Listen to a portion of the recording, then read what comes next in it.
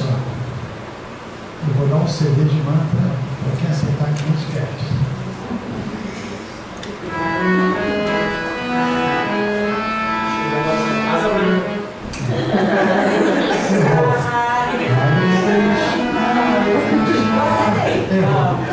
Vou dar mais uma chance, tá? Vou dar mais uma chance. Vamos lá?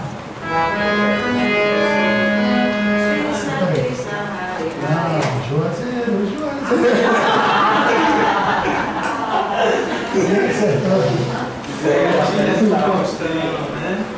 Ninguém acerta, eu sempre tento, mas ninguém acerta.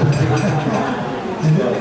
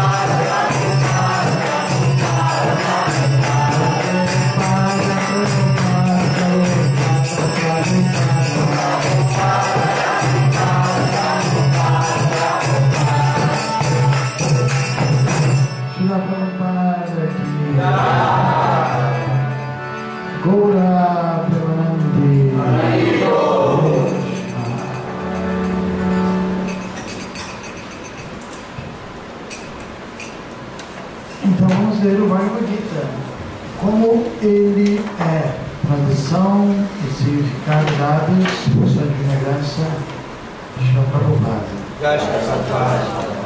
Então nós iremos ler o verso número...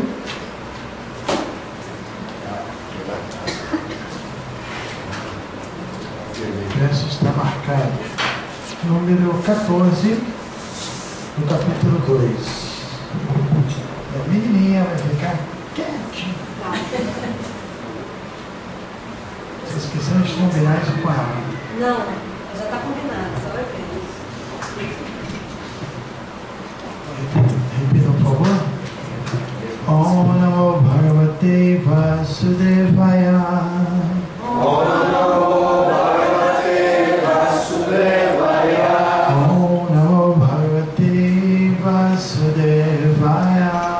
Om Namo Bhagavate Vasudevaya. Om Namo Bhagavate Vasudevaya.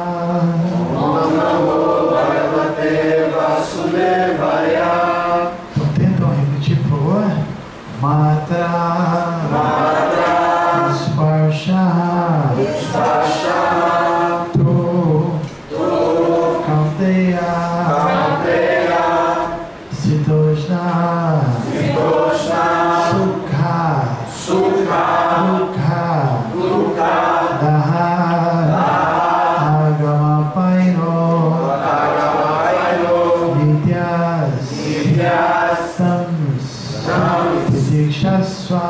Videkshasva. Bharata. Bharata. Matra Sparshas tu Kauteya. Matra Sparshas tu Kauteya. Shitoshna Sukha Dukkada.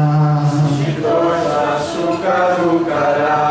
Agama Paino Nityas. Agama Paino Nityas. Tam Sitikshasva Bharata. Videkshasva Bharata. A tradução é a seguinte: Matra Sparsha, percepção sensorial, tu, apenas Kauteya, ó filho de Kunti, Arjuna, Sita, inverno, Ushna, verão, Sukha, felicidade, Dukha, dor, Daha, dando, Agama, aparecendo, Apainaha, desaparecendo, Anityaha, não permanentes, Tam, todos eles, Titikshasva, apenas tente tolerar, Bharata, ó descendente da dinastia Bharata. Agora a tradução do verso. Ó filho de Kunti, o aparecimento temporário da felicidade e da aflição e o seu desaparecimento no devido tempo.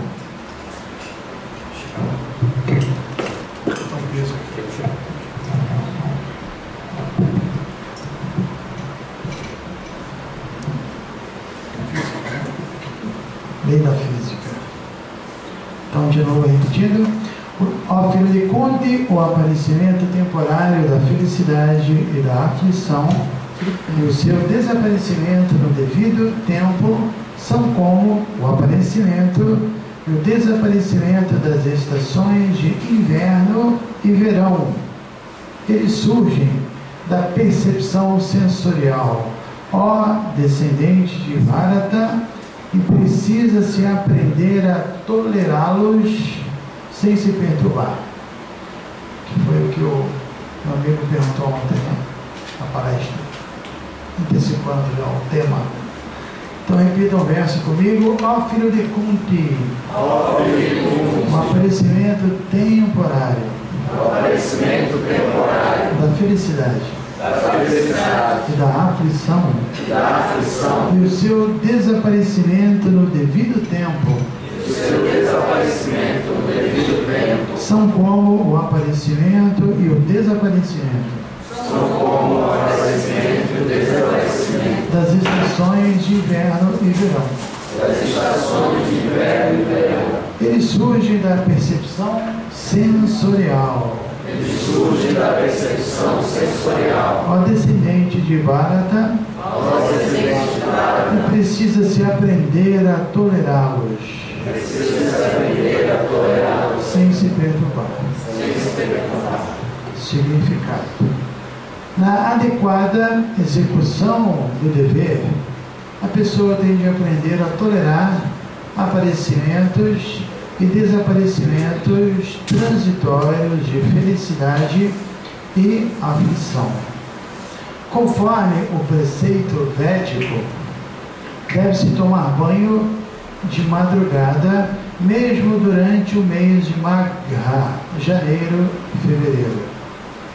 Faz muito frio nessa época, na Índia, né? Porém, apesar disso, um homem que acata os princípios religiosos não hesita em tomar seu banho. Da mesma forma, não se hesita em trabalhar na cozinha nos meses de maio e junho. Chegou a estadeira. Por isso escolhemos esse verso. Para não desistir, ficar firmeza lá na cozinha. Não hesite em trabalhar na cozinha nos meses de maio e junho, que é exatamente o mês que nós estamos, então estamos garantindo a passada, né? A parte mais quente da estação do verão. Todos devem executar seu dever, apesar das inconveniências climáticas. De modo semelhante, lutar é o princípio religioso dos kshatriyas. E embora tenha de lutar com algum amigo ou parente, ele não deve afastar-se de seu dever prescrito. Convém seguir as regras e regulações prescritas nos princípios religiosos para que se possa elevar a plataforma de conhecimento, porque somente pelo conhecimento e pela devoção, tudo bem, é que alguém poderá libertar-se das garras de Maya, ilusão. Os dois nomes diferentes dados a Arjuna são também significativos. Tratá-lo de Kaunteya significa aludir a seus fortes laços consanguíneos por parte de sua mãe, e chamá-lo de Bharata significa referir-se à sua grandeza por parte do pai. Ele tem uma descendência fantástica de ambos os lados. Uma descendência destas implica responsabilidade na execução dos deveres. Portanto, ele não pode evitar a luta. Shila Prabhupada aqui. Matra Sparshas tu Kaunteya Sitoshna Sukha Dukkadaha Agama Painonityas Tan Sitikshasva Bharata. Ó filho de Kunti, o aparecimento temporário da felicidade e da aflição, o seu desaparecimento no devido tempo, são como o aparecimento e o desaparecimento das estações de inverno e verão. Eles surgem da percepção sensorial, ó descendente de Bharata, e precisa-se aprender a tolerá-los sem se perturbar. Om Agyana Trinandhasya Gyanam Jana Shalakaya Chakshuram Militam Yana Tasmai Shugurave Namaha. Namo Vishnu Padaya Krishna Prasthaya Bhutale Shimate Vidayananda Goswami Nityanande. Namo Vishnu Padaya Krishna Prasthaya Bhutale Shimate Bhaktivedanta Swami Nityanande. Sri Krishna Chaitanya Prabhu Nityananda Shri Advaita Gadadhar Shivasati Gaura Bhakta-vrinda. Hare Krishna Krishna Krishna Hare Hare Hare Rama Rama Rama Hare Kankaroti Vacharam Pangulam Gayati Grinyat Kripatamaham Vande Shivarum Dinataninam Panchakalpatarvasya Kripa Sindhudaya Cha Patitanam Pavanebhyo Vaishnavebhyo Namo Namaha. Hare Krishna. Então, o tema é a tolerância. É um tema interessante, até porque, com certeza, todos nós seríamos mais felizes, né? Se tolerássemos mais, o mundo seria melhor, se houvesse mais tolerância. Agora, não devemos confundir isso também, né? Como nos tornarmos, assim, sangues de barata, que qualquer coisa, né, por timidez ou por trava. Às vezes você encontra uma pessoa que é tolerante porque ela é toda travada, né? Ela é tímida, ela não consegue se posicionar. Então a gente não está falando desse tipo de tolerância, mas uma tolerância de uma pessoa que chegou no estágio de consciência tão ampla que ela não se abala, na verdade, em condições adversas. Até porque são inevitáveis as condições adversas desse mundo. A vida material significa o quê? Todo mundo tentando evitar o sofrimento, evitar os problemas, as coisas desagradáveis e indesejáveis, e ao mesmo tempo tentando atrair as coisas boas, né? As coisas desejáveis. Mas quem consegue? Está fora do nosso controle, né? Ninguém tem poder de controlar, assim, as ações e reações que ocorrem nesse mundo, até porque nós estamos interagindo com essa energia material que é muito atrativa, e muitas vezes nós cometemos falhas enormes, né, de tentar nos assenhorear daquilo que seria um excesso, né, ou tentar desfrutar, e a gente interage com outras pessoas que estão tendo o mesmo propósito. Então tudo isso produz muitas reações. Agora, uma pessoa que se torna realmente consciente de Deus, a sua consciência tem algo tão superior que essas coisas não afetam a dualidade do mundo. Prabhupada dá um exemplo muito bom quando ele fala sobre o oceano, né? Porque o oceano, ele é imenso, né? Se você for lá no oceano e roubar um balde d'água do oceano, não está nem aí. Vai fazer maior diferença. Ou então, se você vai até o oceano e oferece para ele um balde d'água, não está nem aí. É muito grande. Agora, quem tem só um pouquinho d'água, né, vai sentir a diferença, né? Então, quando a nossa consciência se expande, daí vem aquele termo bem conhecido, né? Mahatma, né? Grande alma. Atma é a alma, e Mahatma significa aquela pessoa que expandiu a sua consciência e chegou ao ponto de perceber mesmo não só a presença de Deus em tudo, mas o controle. E esse controle sempre existe, em última análise, para consertar as coisas, né? Mesmo a adversidade, os problemas, eles surgem para consertar alguma falha que a gente, na verdade, criou, né?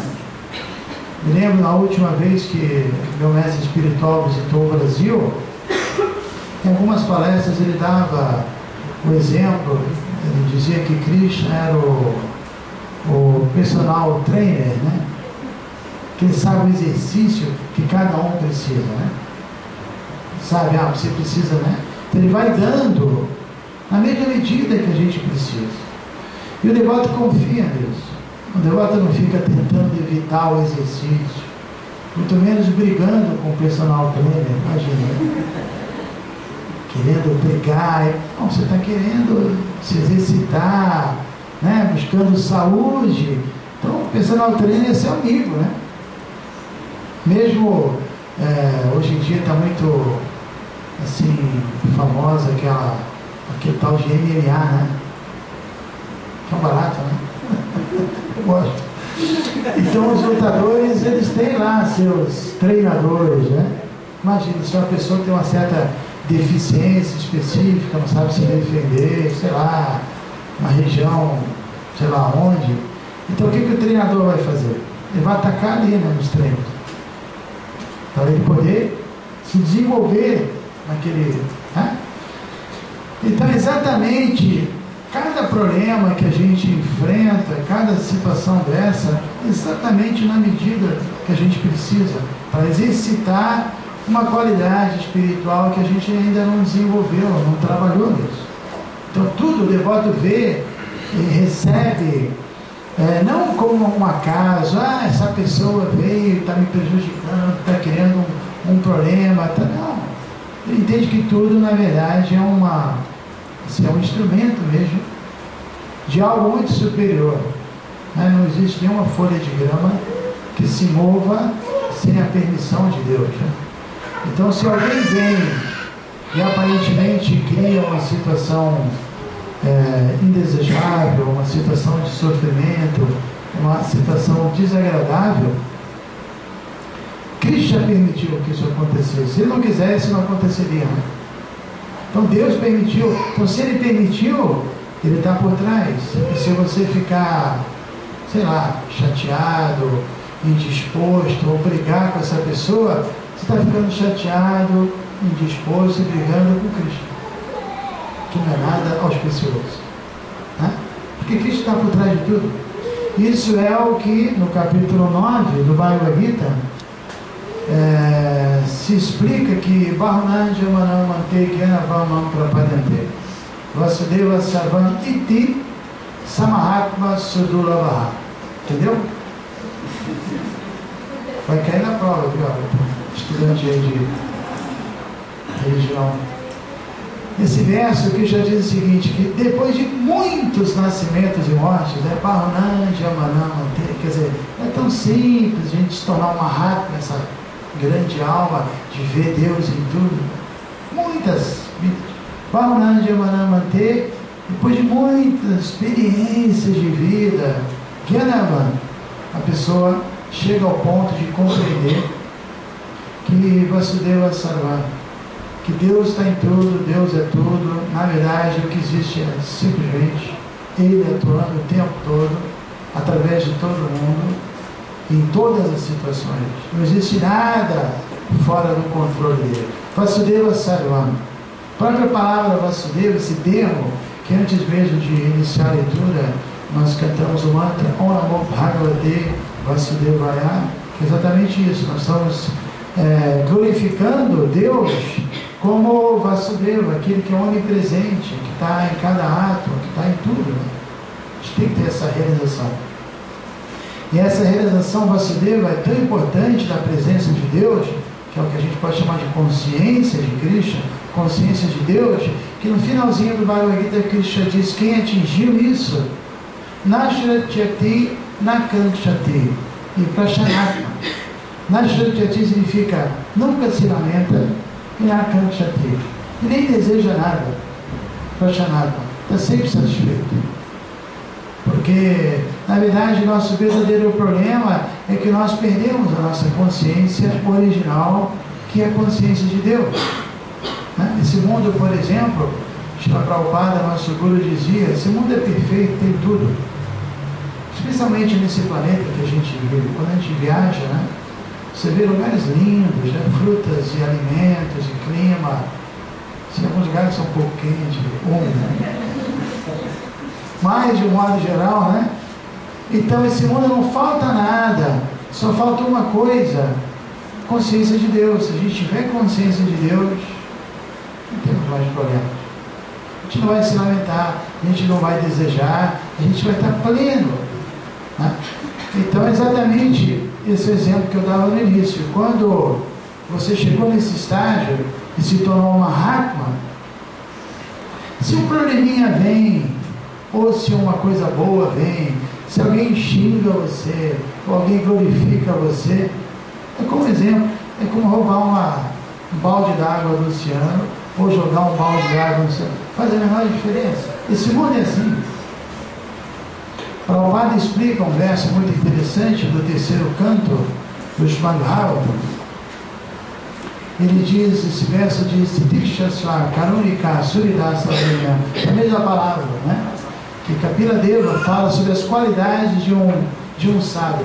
Que Prabhupada comenta que qualquer pessoa mesmo que se coloque a serviço de Deus e que investe na vida espiritual vai ter que ser tolerante, porque vai ter problema.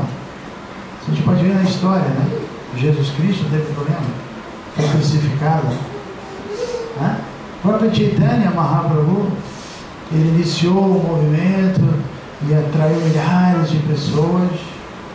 Em vez de ficar estudando, que nem os eruditos, acadêmicos, impressionalistas, ele cantava e dançava, e isso incomodou muito eles. Ele foi muito criticado. Não é isso, né?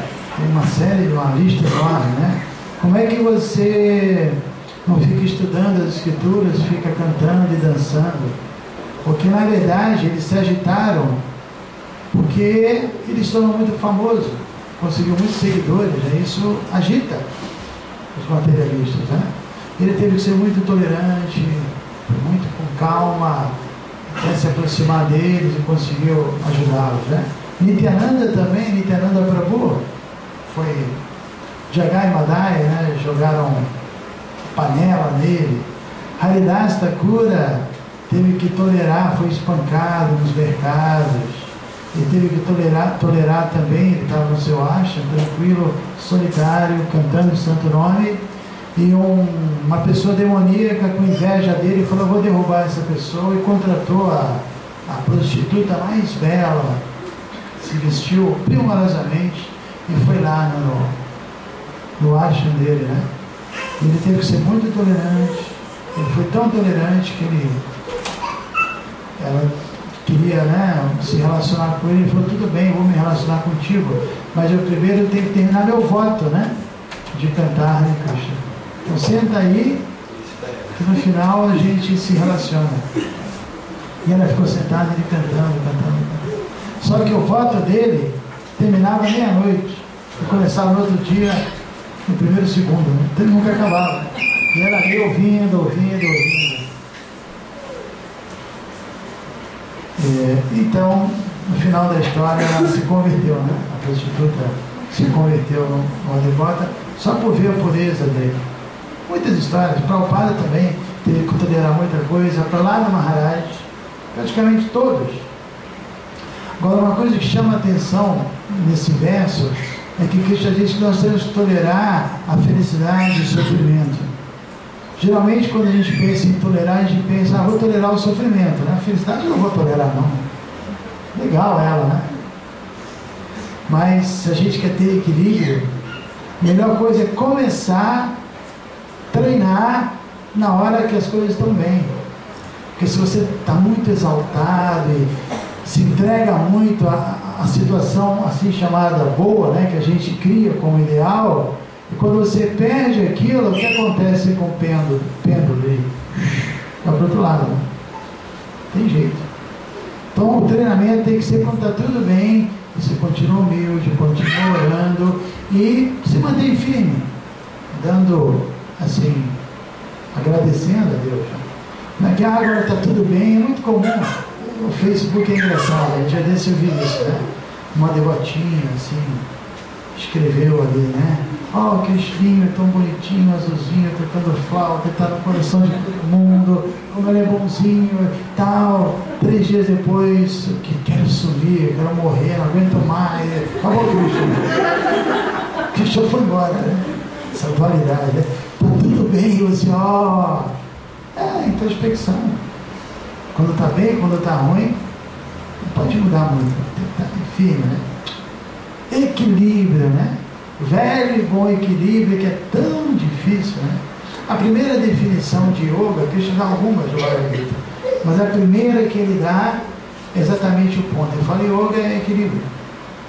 É você conseguir esse equilíbrio diante das dificuldades, você se manter firme. Agora, um devoto puro, pelo menos, ele tem muito mais facilidade do que um não devoto, porque ele já tem um tipo de vida muito diferente. As pessoas, é muito comum dizerem: agora mesmo um primo meu falou: no banco lá tem um devoto que trabalha, ele te conhece e tal, falei de você, e ele é uma pessoa tão assim, diferente, tão especial. Qual é a diferença? Aí eu pensei, falei: o devoto é austero. Ele é austero, Ele não se entrega a qualquer conversa, não se entrega a qualquer alimento, ele não se entrega a qualquer forma, a qualquer... Não, ele é austero, ele tem uma austeridade que torna ele muito menos suscetível dessa dualidade, né? O tipo de alimento do devoto. Quando a gente fala alimento, a gente não fala só o alimento que entra pela língua, né? Mas qualquer tipo de alimento, qualquer consumo, né? De todos os sentidos. Então ele já tem uma postura diante dos objetos bem diferente de um não devoto. Ele é austero.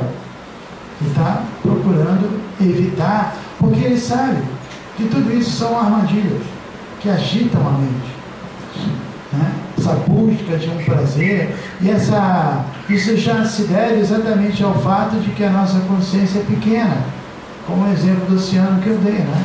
Quando você tem uma consciência ampla, você está satisfeito, e seus sentidos estão muito mais tranquilos, sem tanta apetite, né? Aqui na frente, nos versos seguintes, Krishna dá outro exemplo que eu gosto muito, que é até poético. Krishna diz que assim como o oceano não transborda, apesar dos rios desaguarem assim, 24 horas por dia, na verdade, aqui mesmo, aqui nessa região tem rios enormes, né? Quantidade de água que é desaguada no oceano, assim, incalculável, né? Então esse é o exemplo, que assim como o oceano não transborda, apesar dos rios desaguarem uma quantidade enorme de água, da mesma forma, um verdadeiro yogi, ele mantém a sua consciência sob controle, sem transbordar, né? Sim. Aí a pergunta técnica que se faz, não é pergunta filosófica, técnica, porque, tecnicamente falando, o oceano não transborda. Tecnicamente. Porque existe o sol quando soprar. Pois é. Porque o sol evapora a água. Não é verdade? Então, da mesma forma, a gente é bombardeado, mesmo que você não queira. Você sai na rua, tem os outdoors, tem as propagandas, não tem jeito. Tudo bem, né? Como rios. Mas para a gente não transbordar, tem o sol do conhecimento para poder evaporar. Você tem que estar numa plataforma de conhecimento. Saber que, não, se eu me render a isso, eu já sei o que vai acontecer. Agora já sabe. Dhyato Vishayam Punsha Sangha Steju Pajayate Sangha Sanjayate Kama Kama Krodo Vidyayate. O que vai acontecer? Shunara, ele está rouco. Foi salvo pela rouquidão. Krishna fala, Dhyato Vishayam Punsha. Se você contempla objetos, sentidos, né? A visão, as formas, o ouvido, o som, o nariz, o aroma, etc. Principalmente o etc, né? Que é mais difícil. Se você deixa os sentidos contemplarem os objetos, daí eu estou puxar sanga.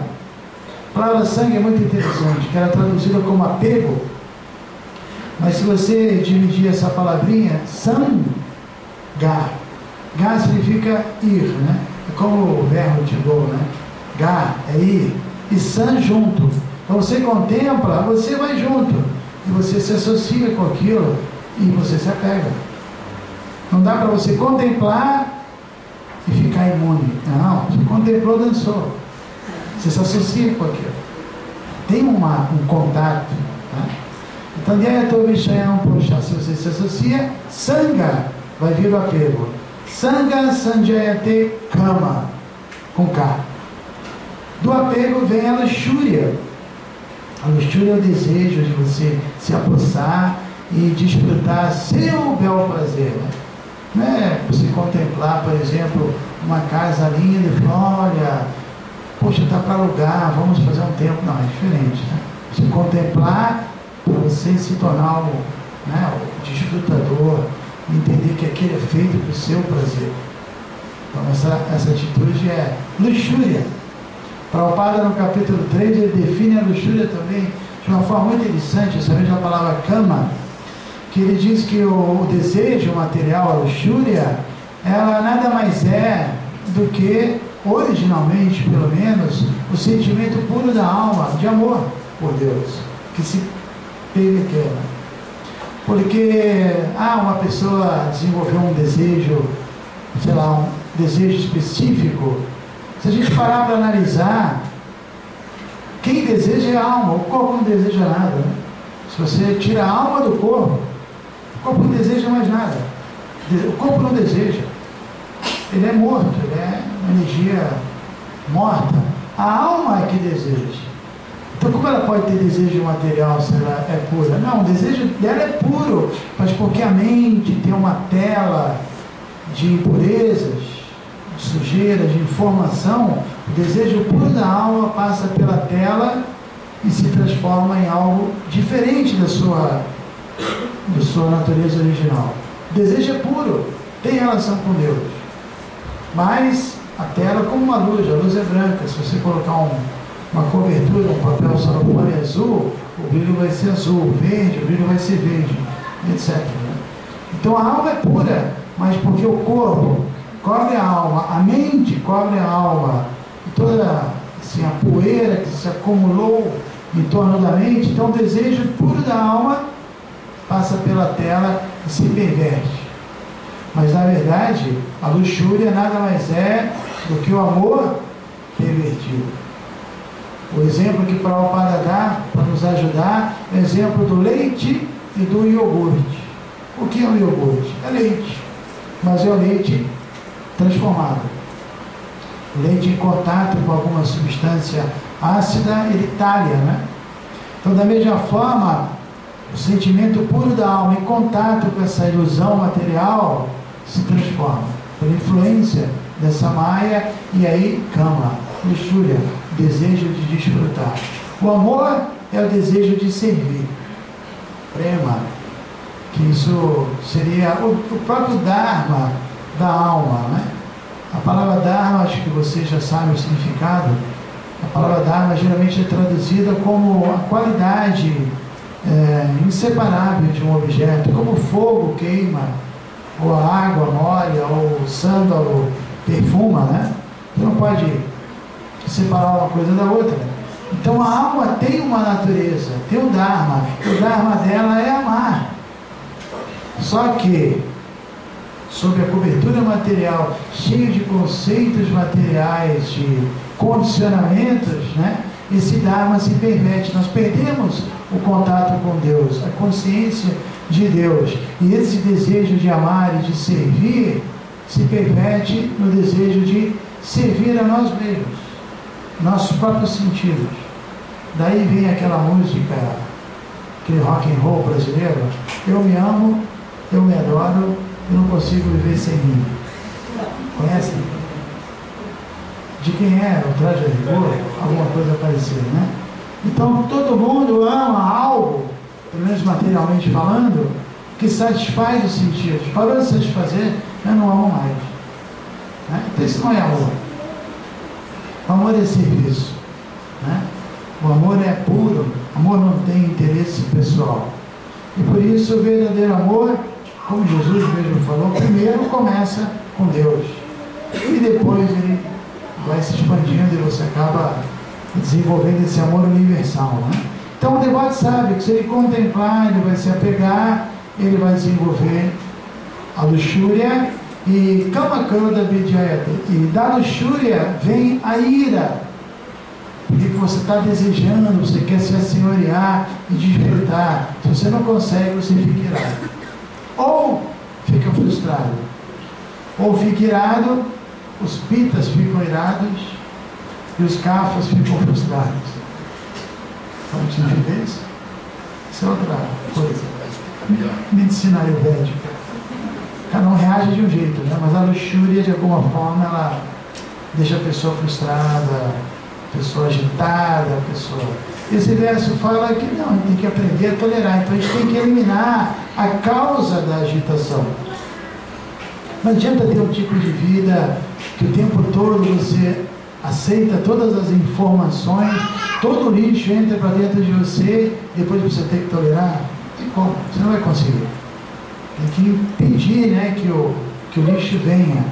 E tem um livro muito importante nosso, chamado Padeshamrita, que também fala dessa tolerância ou paciência, que no final eu não vejo, mas vai além desse ponto, porque Rupa Goswami, que é o autor, que é um seguidor de Chaitanya, ele diz que essa tolerância, essa paciência depende de umas duas coisas.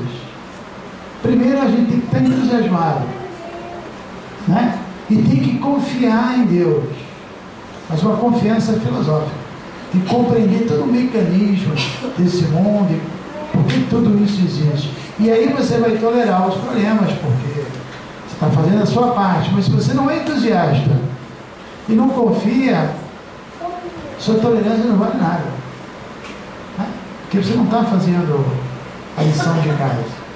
Então é interessante, porque essas três qualidades, elas estão interligadas: o entusiasmo, a confiança e a paciência.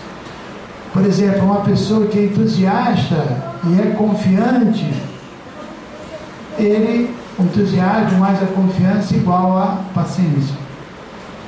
Ou, se uma pessoa é confiante mais paciência igual a entusiasmo. Ou entusiasmo mais paciência igual a confiança. As três coisas não juntas.